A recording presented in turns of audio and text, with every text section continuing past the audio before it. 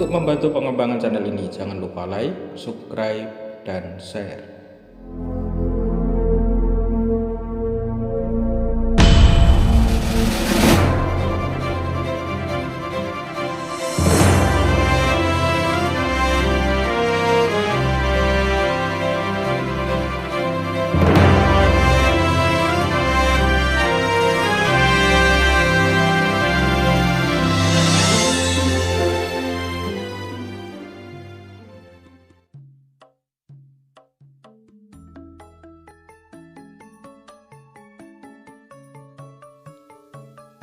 Assalamualaikum warahmatullahi wabarakatuh.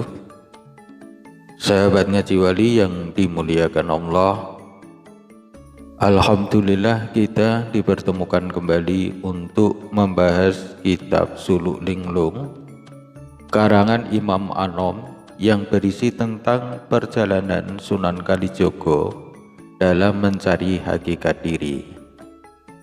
Kali ini kita sudah memasuki episode ke-29 dari tafsir Suluk Linglung.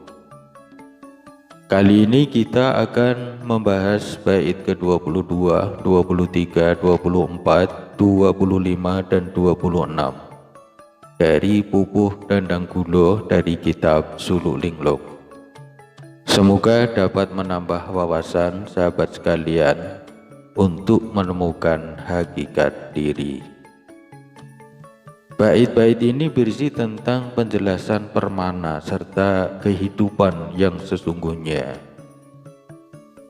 Konten dalam video ini adalah merupakan penafsiran dari kitab Suluk Linglung yang diambil dari berbagai sumber referensi, namun tidak menutup kemungkinan ada beberapa penafsiran yang mungkin berbeda dari pemirsa sekalian. Oleh karena itu, silahkan sampaikan pendapat sahabat sekalian dalam kolom komentar yang tersedia di bagian bawah video ini. Monggo kita mulai saja di bait yang ke-22. Dene iku kang sira tingali, kang sawang peputeran ento ingkang gumilang gilang cahyane, angkara kang murup sang permana arane iki. Uripe kang sarira, permana puniku tunggal ana ing sarira, nanging datan melu suka lan prihatin, panggonane aneng raga.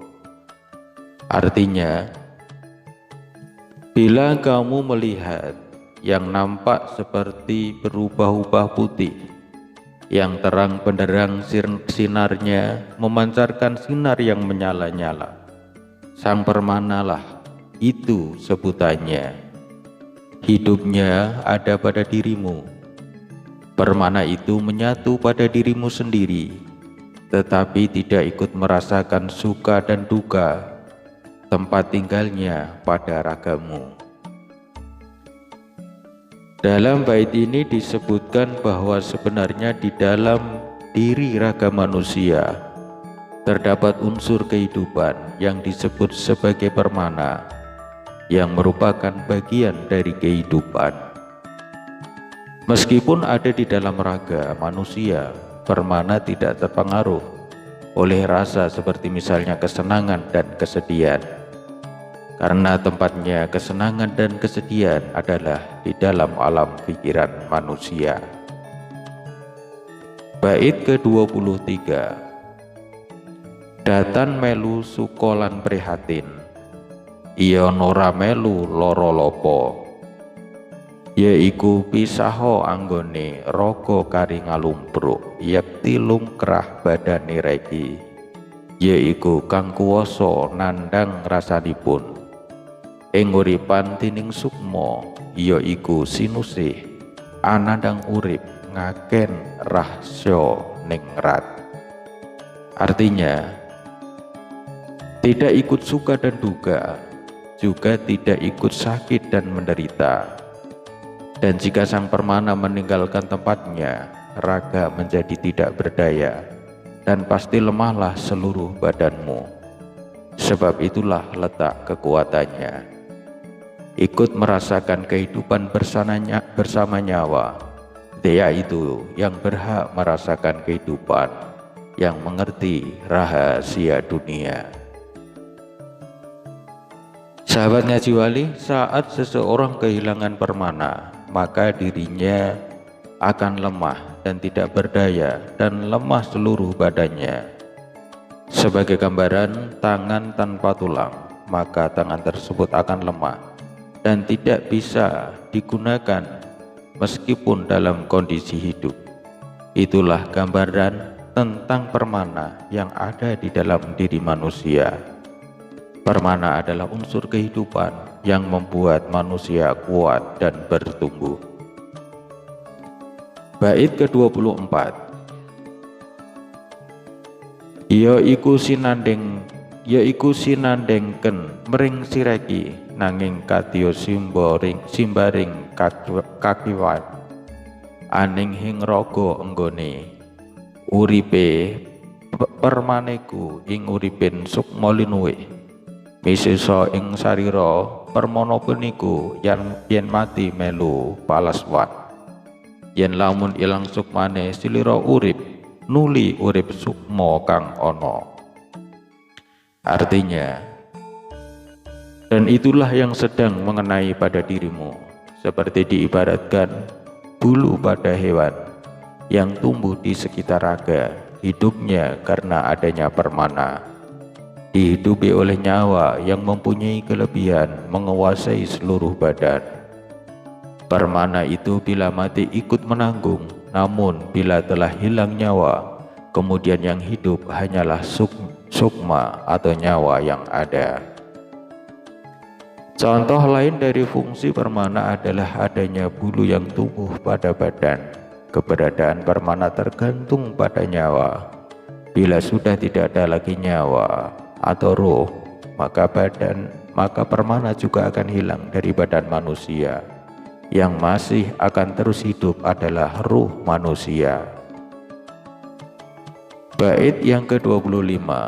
Sirna iku iya kang pinanggih uriping sukma ingkang anyata ingkang liwatan upamane lir rasane tumuwuh permana kang amir sadani tuhu tunggal pinangka cinaten puniku umatur Syekh Melaya ingkang pundi wernine ingkang sayekti. Nabi Khidir angendika. Artinya, ketahuilah, kehilangan itulah yang didapatkan. Kehidupan nyawalah yang sesungguhnya, yang sudah berlalu diibaratkan seperti rasanya pohon yang tidak berbuah. Sang permana yang mengetahui dengan sabar sesungguhnya satu asal. Perhatikan secara seksama penjelasan tadi. Kemudian menjawablah Syekh Melaya, kalau begitu, manakah warna bentuk yang sebenarnya? Sahabat Ngaji Wali, kehidupan yang sesungguhnya adalah kehidupan ruh yang tidak lagi mengalami kematian.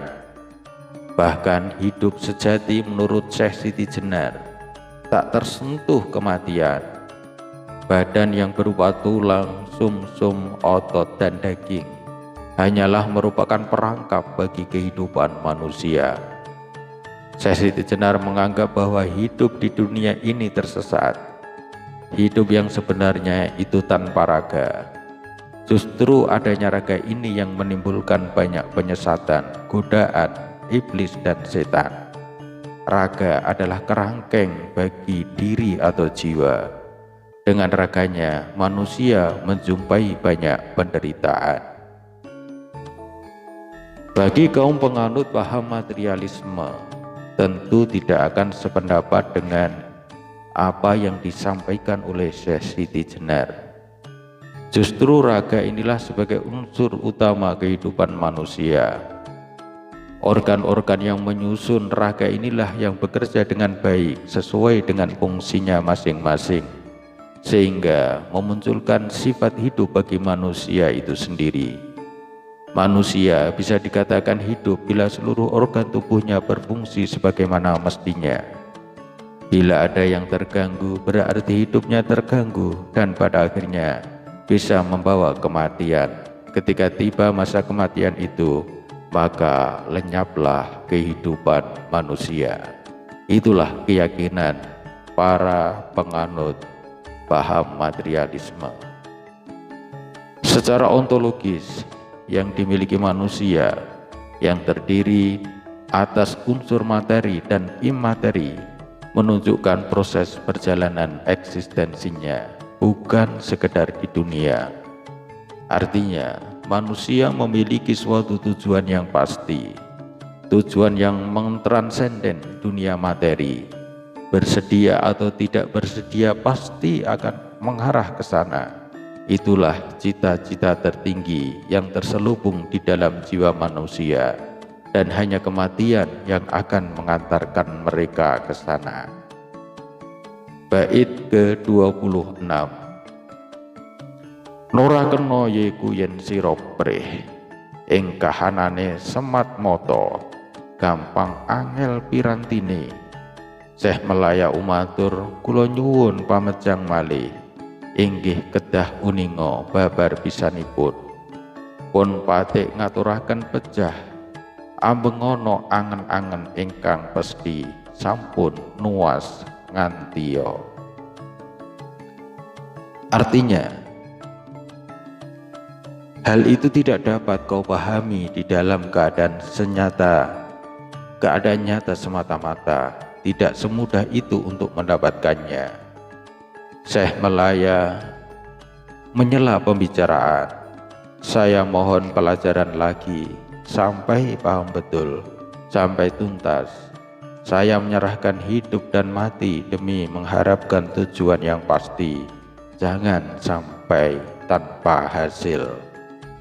Sunan Kalijogo terus penasaran dengan setiap pelajaran yang diberikan oleh Nabi Khidir. Dan pada episode selanjutnya, insya Allah kita akan membahas jawaban-jawaban Nabi Khidir dari setiap pertanyaan yang disampaikan oleh Sunan Kalijogo.